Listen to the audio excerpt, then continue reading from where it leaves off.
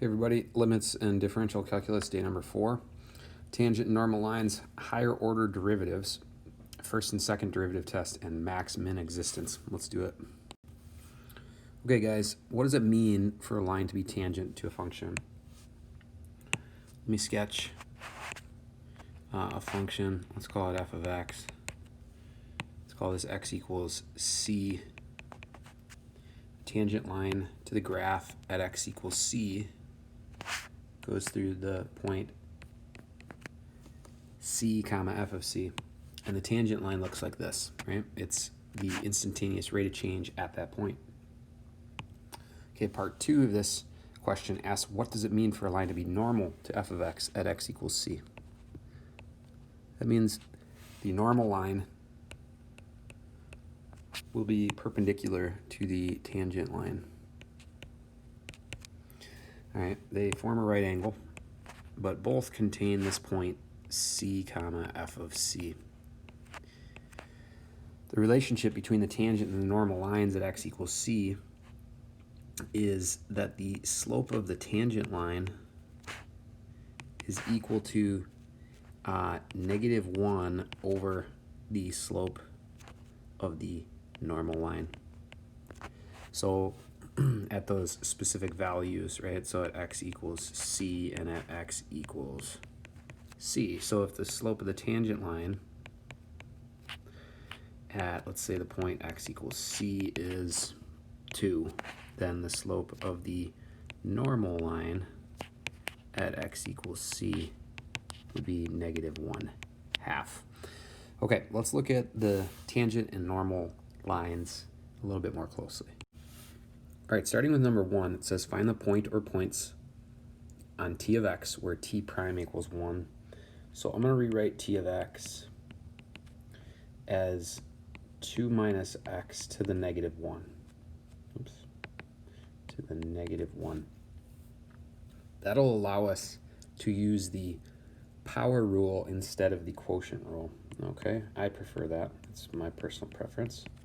In some cases, though, you'll get good to the point where you don't use a rule explicitly. You're just doing it in your head.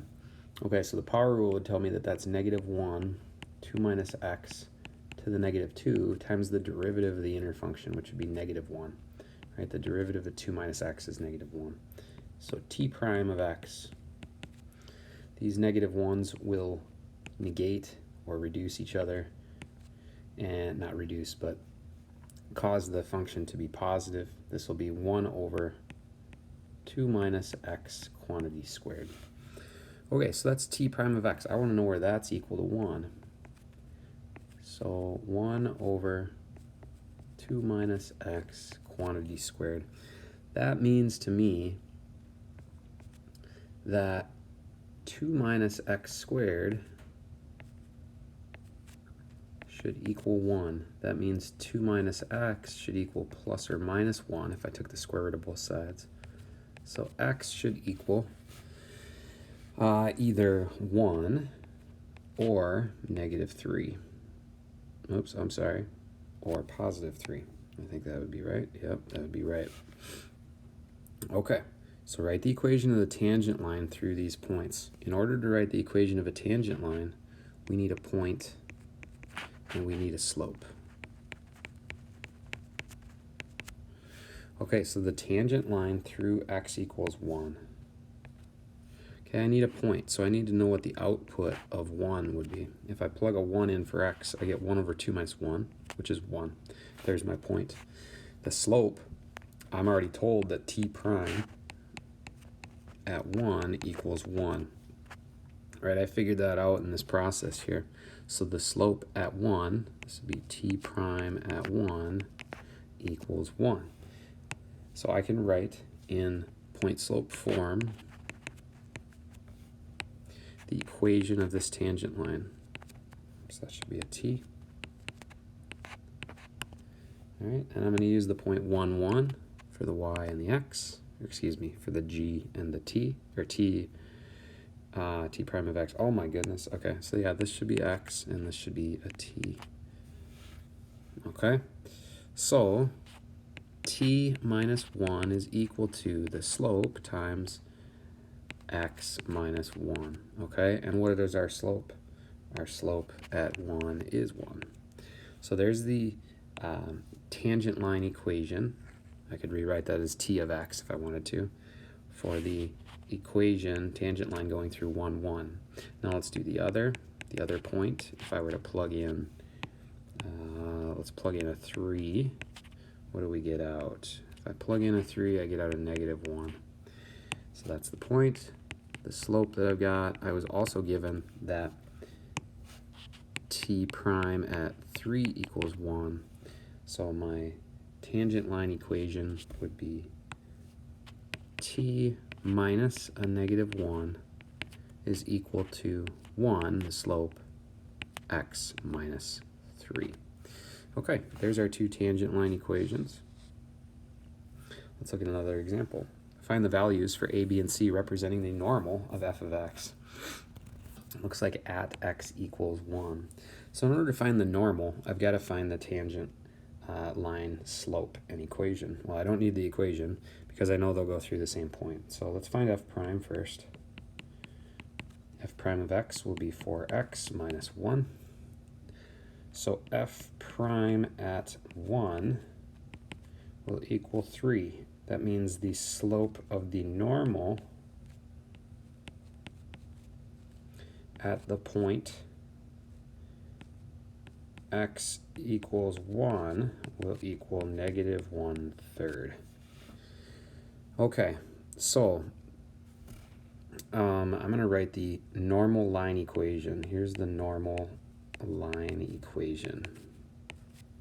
What I need is I need a point, so I need to know what f of 1 is. And if I plug a 1 in there, I'll get 2 minus 1 plus 1, which will be 2. And I need to know the slope of the normal, which I know here is negative 1/3. Therefore, y minus 2, right, I'm getting that 2 here from the point, slope negative 1/3, x minus 1. Okay, now I'm just going to put it in this form so I can find a, b, and c. I'm going to distribute on the left, or on the right side, excuse me, negative x over 3 plus 1/3. And then I'm going to get everything over to the left side. So that'll be x over 3 plus y, and that'll be minus 7/3. I believe that's correct. Yes, it is. Okay, so it looks like a equals 1/3, b equals 1, and c equals negative 7/3. Outstanding. Okay, find the tangent and normal for g of t at t equals 3. So I got to know g prime, but let's rewrite g as t plus t to the negative 1. So g prime of t using the power rule will be 1 minus 1t to the negative 2. Let's rewrite that as 1 minus 1 over t squared. Okay, so now I need to know the slope at t equals 3. So g prime at 3 will equal 1 minus 1 over 3 squared, which is 1/9. So g prime at 3 will equal 8/9. This is the slope of the tangent line. The slope of the normal line will be the opposite reciprocal of that, which will be negative 9/8. Okay, now I also need to know what g of 3 is. So g of 3 will be 3 plus 1/3, which looks like that will be 10/3. Okay, so normal line equation and tangent line equation. They're both going to contain the same point. They're just going to have different slopes. Okay, so I'm going to go g minus 10/3, which is the y value or g value output. Slope of the normal was negative 9/8, t minus 3. The same will be true for the tangent. We'll still go through the same point. We'll just have a different slope, which will be 8/9. And there you have it. There's the tangent and normal line for g of t at t equals 3. Let's keep it rolling. Okay, higher order derivatives, you guys, they're useful pretty much only up to the second derivative, and then after that it's just kind of for the love of math. But whether I use the notation y or f of x, these are the notations that I could have for the first derivative. Y prime, dy dx, or f prime of x. The second derivative would be y double prime, d2y dx squared, or f double prime of x. And that continues up to whatever derivative level you want to go. So let's look at the first example. We're going to look at finding the first three derivatives of s of t. So s prime of t, using just power rules, would be 8x to the third minus 3x squared plus 6x, and the 1 drops off. The second derivative would be 24x squared minus 6x plus 6. And the third derivative of s of t ends up being 48x minus 6. Cool. Now, for further application later on, let's say that s of t was position. Then the derivative would be velocity, because the change in position is velocity. And the derivative of velocity would be acceleration. That's kind of the application where we're going in the next lesson. Let's look at number 2 now and find the values when f double prime is equal to 0. So that means we got to find f prime and f double prime. So I'm going to rewrite f of x as x times x squared plus 2 to the negative 1. Use the product rule here. Or you could use the quotient rule. So actually, you know what? I'm going to use the quotient rule. So let me do that. Let's work through using that process. Here we go. F prime of x will be low, which is x squared plus 2 times the derivative of the high, which is 1, minus high times the derivative of the low, which is 2x, divided by the low function, or the denominator, squared. So the derivative simplified looks like it would be x squared minus 2x squared, which is negative x squared plus 2 over x squared plus 2 quantity squared. Okay, now let's look at the second derivative. We're again going to use the chain rule. Excuse me, not the chain rule, the quotient rule. I'm going to take the lower function times the derivative of the high, which would be negative 2x, minus the higher function times the derivative of the low. That's going to require some chain rule work.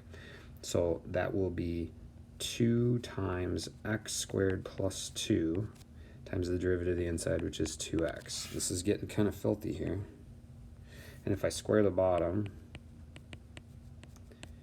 I get x squared plus 2 quantity to the fourth. Okay, I'm going to clean this up. So here's the second derivative. I'm going to clean this up and say negative 2x x squared plus 2. And then I'm going to go minus, I'm going to take this 2 and this 2x and go minus 4x x squared plus 2 and multiply it by negative x squared plus 2. Okay, all over like we had x squared plus 2 to the fourth. Now, if I want this thing to equal 0, all I really care about equaling 0 is the numerator, right? Is the numerator, because the denominator can never equal 0 in this case. So I want the numerator to equal 0. And what I'm going to do is I'm going to factor some stuff out. I'm going to take out a negative 2x. Okay, what does that leave me with? Well, if I take a negative 2x out of the first term, that just leaves me with x squared plus 2. If I take a negative 2x out of here, that leaves me with plus 2 x squared plus 2 and negative x squared plus 2. All right, now the next thing I can do is I can take out a x squared plus 2. If I take that out of there, I get, it looks like 1. Oh, hold on, I misstepped. This was squared. If I take out an x squared plus 2 out of both terms, that would leave me with x squared plus 2 and plus 2 negative x squared plus 2. Okay, so now let's solve. Let's look at the three factors I've got here. I've got this factor, or excuse me, the three terms. All right, if any one of those is 0, then the whole thing is 0. So here I could have x equals 0. That would work. That would give me a solution, or a value for which the second derivative is 0. In the green case, I don't have an x value. No x exists. There is no value that could make x squared plus 2 equals 0. Now the interesting one is the last one. Let's take and combine like terms here. So if I distributed a 2 and then combined like terms, I'd get negative x squared plus, it looks like 6. Okay, so I'm going to solve for this, which looks like I would have x squared is equal to 6 if I set that equal to 0. So that means x equals plus or minus the square root of 6. So I've got 3 solutions for where the second derivative equals 0 at those 3 values. All right, so sometimes the higher order derivatives can be intimidating, like this. Find the 10th derivative. Just start plugging away, right? No, don't do it. The first derivative would be 2 times 3 e to the 3x. E to the x is great for this reason. The second derivative would be 2 times 3 squared e to the 3x. So if we continued this, what would the 10th derivative be? Well, it would be 2 times 3 to the 10th e to the 3x. Be careful with those. They're kind of sneaky. All right, let's keep it moving. All right, let's talk increasing and decreasing and how it applies to the derivative. Okay, so let's look at this function. Let's look at where the function is increasing. Looks like it's increasing on that green portion, decreasing on the red portion, and 0 at these blue values, right? So that means by 0, I mean not increasing or decreasing. It means its slope is 0 at those points. So on what intervals is f of x increasing? Well, we said increasing from -1 to 1, and decreasing from negative infinity to -1, as well as from +1 to infinity. How does this relate to f prime of x? Well, f of x is increasing when f prime is greater than 0. So the slope is greater than 0. It makes total sense. F of x is decreasing when f prime is less than 0. And f of x, this is a side note that we'll get to in a little bit, has a turning point, turns potentially when f prime equals 0. Now there are some stipulations on that which we'll specify here in a little bit. Okay, locate the x values where y prime equals 0. Okay, x values where y prime equals 0 would be here and here and here. This is the graph of y, so where its slope equals 0, that would be where y prime equals 0. So we could say, just estimating at x equals -2, a +2, and a +4. Determine which are mins and which are maxes. Well, my minimums would be located at x equals, local minimums, at x equals -2 and at x equals 4, whereas the maximums, or maximum, would be at x equals 2. You can see that's a local max. You can see that these two are local mins. How are the max and min values related to f prime? Well, we get a local max or a local min when f prime changes sign, right? So where the slope goes from positive to negative or negative to positive. So if we go from positive to negative, if f prime changes from positive to negative, like here, positive to negative, right? So the slope is positive, 0, negative. That's a max value. Okay, that's a local max. And if f prime changes from a negative to a positive, then that's a local min. Now there are other criteria there, but just generally speaking, let's move on and look at what those criteria are. Okay, so the first derivative test for continuous and differentiable functions on an open interval a to b. If f prime at c equals 0, or I'm actually going to add if f prime at c does not exist, and c is between a and b, if f prime is less than 0 when x is less than c, and greater than 0 when x is greater than c, we have a local minimum. Okay, so I want to explain why we can have both 0 and does not exist. So here's a graph of f of x. Notice that f prime here on this interval is negative. F prime less than 0. Here I see that f prime is equal to 0, and then f prime changes to be greater than 0. Therefore, we have a min value, a local min. Now, this potentially could happen as well if, for example, the absolute value function, we can see that f prime is less than 0, but here f prime does not exist, right? And then it changes to a positive. This is still a local minimum right here. It's still a min. So you have to be careful. Either f prime equals 0 or f prime does not exist. It potentially could be a place where you'd have a local min. And the same thing for local maxes, just flipping all the notation, right? Here's a local max right here because the derivative goes from positive to negative on f of x. And I could sketch it for a function that its derivative didn't exist, but it doesn't really matter. Okay, now if you're looking for local minima or maxima, these are also referred to as local extrema. That's what we just did there. Find where the derivative equals 0 and then solve, and those are your values for which that's true. You'd have to test to see, is it increasing then 0 then decreasing, or is it decreasing 0 increasing to determine min or max. But when asked to find a global extreme, what you're going to want to do is, let's say it's on an interval like this, from A to B. You might have said, hey, I got a max right here, and I got a min right here. Those are my values. Well, your global max and min, okay, your global min is actually here, and your global max is actually there. So if you have a closed interval, you need to check the endpoints. Let's look at a couple of examples using some of this stuff. Find the greatest and least values on this interval. Since this is a closed interval, I know that my candidates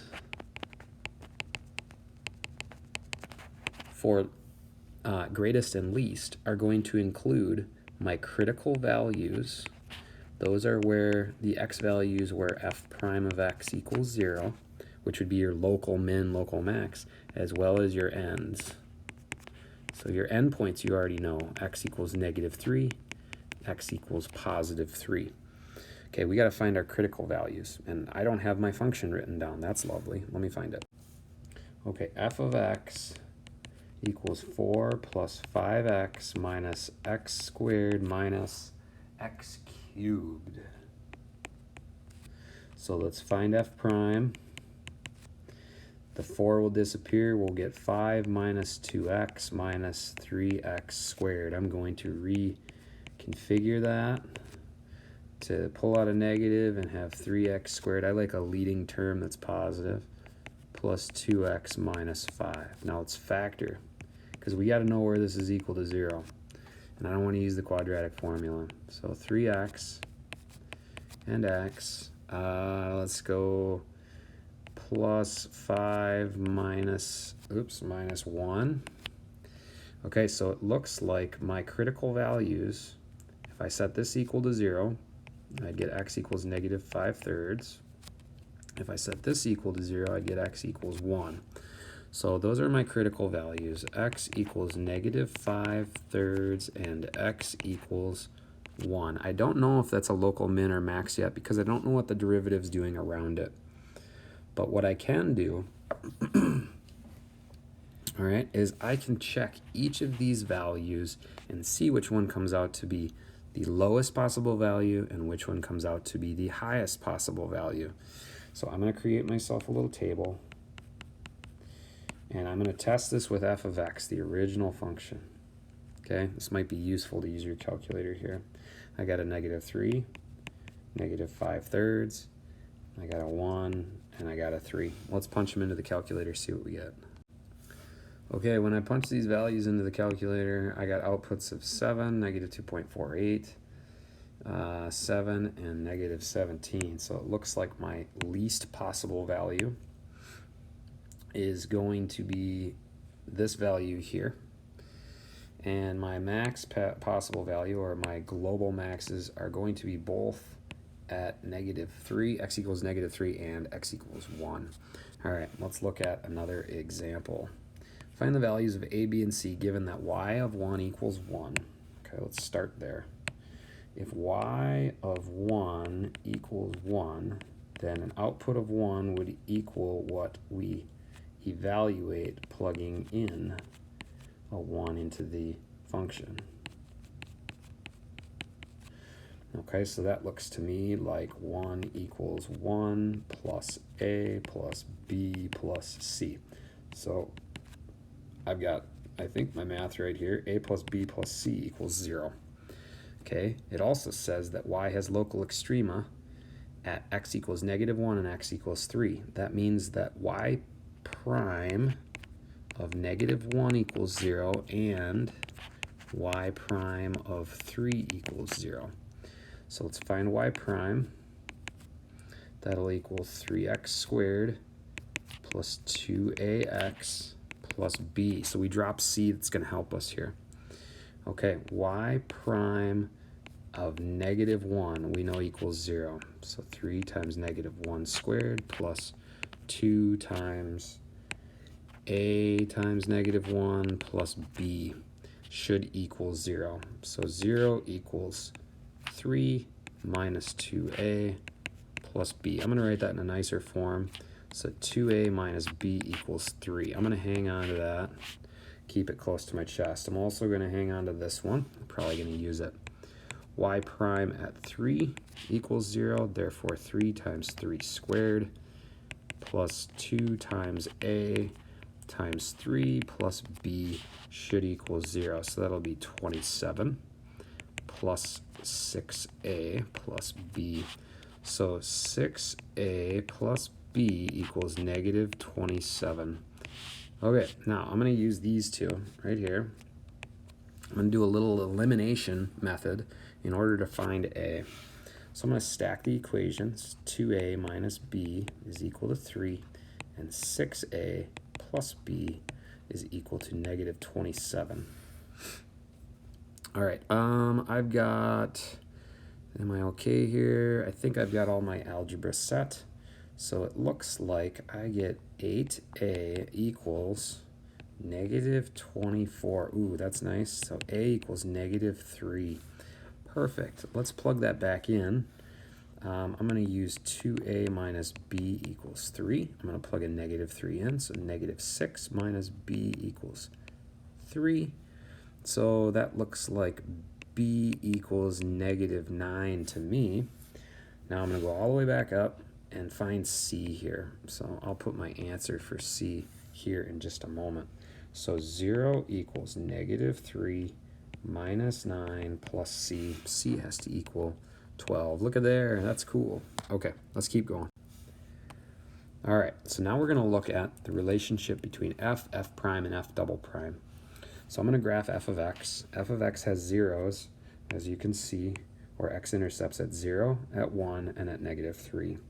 Let's plot those.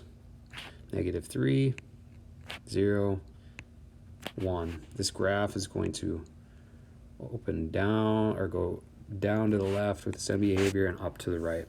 So this is a graph of f. Okay, now I'm going to take the derivative of this function, but I'm going to do it first after I clean this up just a little bit. This will be x times x squared plus 2x minus 3. So f of x equals x cubed plus 2x squared minus 3x. All right, now let's find the derivative. The derivative of f is 3x squared plus 4x minus 3. Okay, now that might not be easy to find the x-intercepts of. However, if you check this out, let's look at the graph of f for just a minute and look where it's increasing. It looks like it's increasing from -infinity up to, let's just guess, -2, right? And also from, let's say, 1/2 to infinity. Okay, now let's see where the slope on f is 0. Well, the slope on f is 0 at, let's say, -2 and 1/2. So that's where the slope changes from positive to negative or negative to positive. So the output of f prime should be 0 at those values, right? Because the slope of f is 0 at those values. Now the slope in between those points is negative, and the slope on the outside part of those points is positive. So this would be the graph, or a general graph, of f prime. Okay, now let's look at and do the same thing now from f prime to f double prime. So f double prime goes from a quadratic in f prime to now a linear function. Okay, so we get a linear function for f double prime. So the slope of f prime represents f double prime. So where is f prime's slope 0? Right about here. We could say -1. So f double prime will have an x-intercept there. To the right of that, f prime's slope is positive. To the left of that, f prime's slope is negative. So there's f double prime. Okay, now that's not to scale by any means, but it's an attempt. Now let's look at what f prime is and how it relates to f. So notice this portion of the graph right here. I'm going to highlight f prime, or f double prime right here. It is positive. How does that relate to the graph of f? Well, the graph of f is concave up when f double prime, ooh, I got to go back to pen, there we go. Concave up. Okay, f prime, or f of x, is concave up when f double prime is greater than 0. Okay, I'm going to wait on this question. I don't think it's worth it right now for us. Okay, let's look at when f double prime is less than 0. Let's highlight that. Highlight it in red here. Oh, maybe that's not the best idea. Let's go purple. Okay, when f double prime is less than 0, I mean, clearly you can see what's happening. The graph of f is concave down. Okay. So when f double prime is less than 0, f of x is concave down. Okay, now again, I'll ignore that just for a minute. Let's go and look at what's called the second derivative test for finding maxes and mins. Okay, the second derivative test. I just want you to think about this logically now. Before, what we did was we said, well, there's a max here because on f of x, because the slope is positive, then 0, then negative. Well, what if I could do this? This is what the second derivative test says. Well, I know f prime of x equals 0. And I know since the function's concave down there, f double prime of x is less than 0. That means maximum. So look at that. That's this example right here.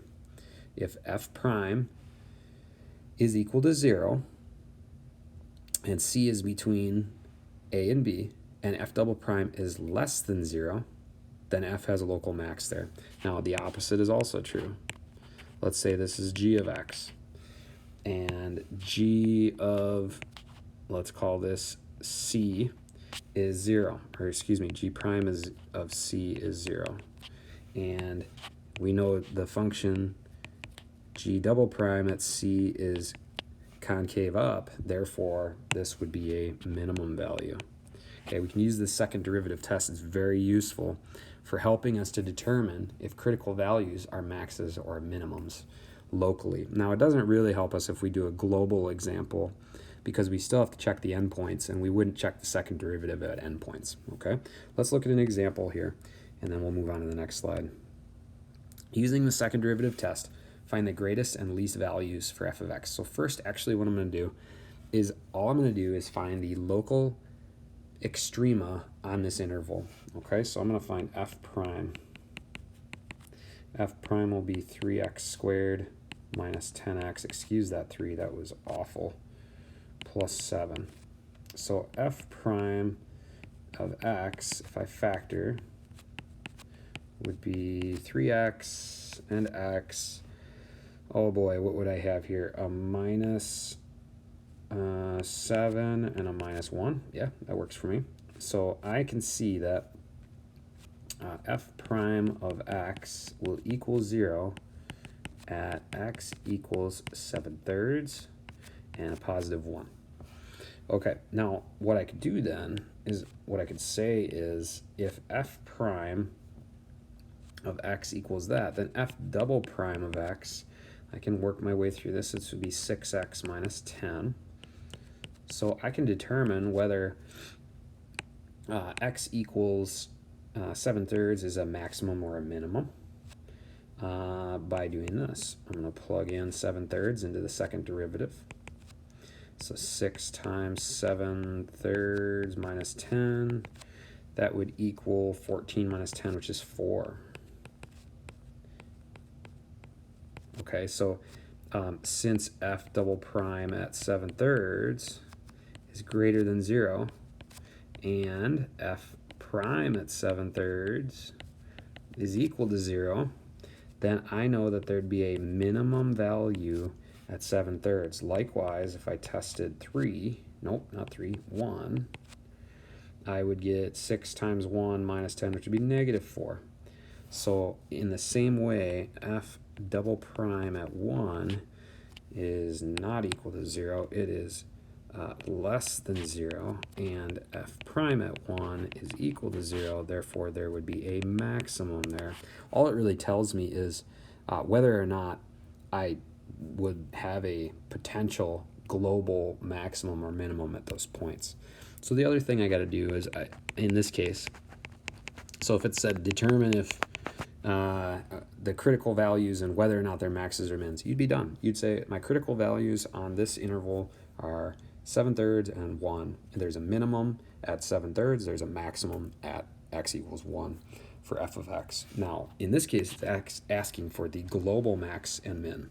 So my candidates are going to be x equals 0 and 4. Those are my ends. And then my critical values will be 7/3 and 1. And these are my critical values. Now, I'm going to have to then write out a table, use my calculator, and determine which one is largest and smallest. I'm going to do that off screen, and we'll talk about it. Okay, using my calculator, clearly we can see that my greatest possible value would be f of 4, which equals 12, and my least possible value would be f of 0, which equals 0. All right, we got one more example, and then we'll call it good for today. Okay, here's our last example of the day. It says that f of x has a local extrema at x equals 1. We don't know that that's the only extrema. We just know that it's one of them. It's telling us then to find the value of b. Notice here that b is greater than 0. So if I have a local extrema at x equals 1, that means f prime at 1 has to equal 0. So let's find f prime of x. That would equal 3x squared minus b. So f prime at 1 would be 3 times 1 squared minus b. And of course, this would equal 0. 3 times 1 squared is 3 minus b. Therefore, b must equal 3. That was too easy. All right, so just so we know, f of x now equals x cubed minus 3x. All right, let's work with that. It says find and classify all local extrema. Okay, so this is a case where I would definitely use the second derivative test. It says find and classify local extrema. So I'm going to find f prime of x. F prime of x is 3x squared minus 3. Okay, and I'm going to find out where that equals 0. So I want to know where that equals 0. I'm going to factor out a 3. I get x squared minus 1. So that in factored form would be x plus 1x minus 1. Therefore, I know at x equals negative 1 and x equals positive 1 there are local extrema. I already knew at x equals 1, they told me, but now I also know at x equals -1. So I'm going to, instead of like doing all the other work, right, testing and all that stuff, I'm going to find the second derivative, which equals 6x, and I'm going to test these two. Plug in a -1, and I'm going to plug in a +1. So if I plug in a -1, I get -6. If I plug in a +1, I get +6. Well, I know that f prime at -1 equals 0, and the second derivative is negative. That tells me there will be a max value at x equals 1. Excuse me, -1. Okay, f prime at +1 is equal to, whoops, let me see now. F prime at +1 also equals 0. We already did that. Since the second derivative is positive and the first derivative is 0, I'm going to have a minimum at x equals 1. Okay, now what I am going to do, just to be accurate here, is I'm going to find f of -1, and I'm going to find f of +1, because I'm going to be asked to graph this in just a moment. So f of -1 would be -1 plus 3, which would be 2. F of +1 would be 1 minus 3, which is -2. Now I can graph this. Okay, I saw that, or I can see that. Let's see. Let's look up here. We're going to need a little bit more information. Okay, let's find where f of x equals 0. X cubed minus 3x equals 0. Well, that'd be x squared minus 3. Okay, so if I want to know where the x-intercepts are, I know that at x equals 0, there's an x-intercept, and then at x equals plus or minus the square root of 3, there's x-intercepts. So I know f of x equals 0 at plus or minus square root of 3. Okay, so this would be -√3, 0. I also know it goes through the origin, 0, 0. And I know +√3, 0. Okay, now the graph of this function is going to look like this. And we said we had a minimum value at 1, -2, and we had a maximum value at -1, +2. And there you go, guys. We got, was it g of x? I can't remember. Was it? No, it was f of x. We're good. Let's scratch that out. F of x. There you have it, guys. That's day number 4. Longer video, but some good information. See you in the next video.